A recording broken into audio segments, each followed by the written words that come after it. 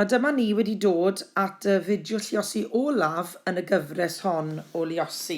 Felly, os ydrychwn ni, mae gen i 3.69 a dwi'n mynd i luosi hwnna gyda 4.5. Felly, unwaith eto, newn ni ddechrau trwy drosrannu y rhifau.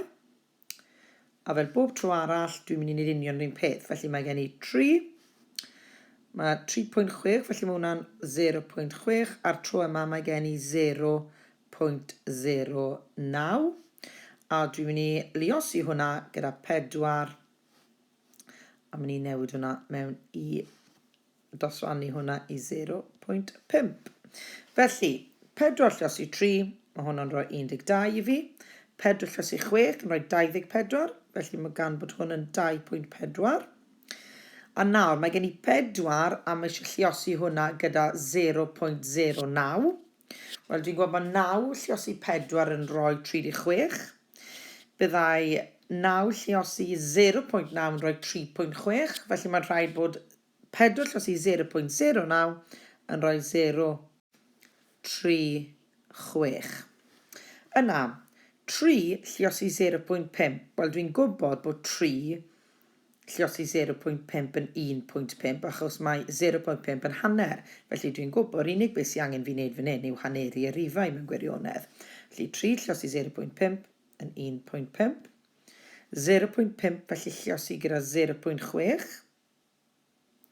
Yn mynd i fod yn 0.3. A felly 0.5 lluosi 0.09. Gadewch i ni feddwl am hyn am eiliad. Byddai 0.5 lluosi 9 yn rhoi 4.5 i fi. Felly byddai 0.5 lluosi 0.9 yn rhoi 0.45 i fi. Felly bod rhaid bod 0.5 lluosi 0.09 yn rhoi 0.045 i fi. Chydig bach mwy cymhleth fyna. Nawr te, adio'r un at ei gilydd eto.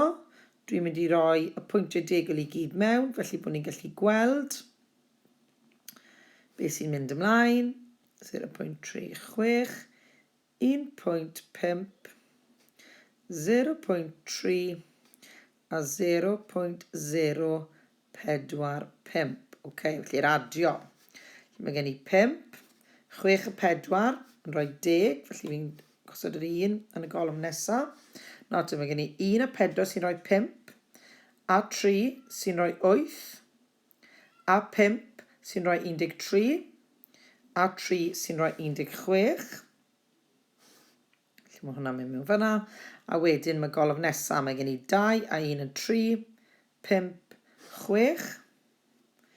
A mae gen i 1 yng fy ngholwg fan hyn. Felly mae 3.69 lluosi 4.5 yn rhoi 16.605 i fi. Da iawn chi, blantos, gwych.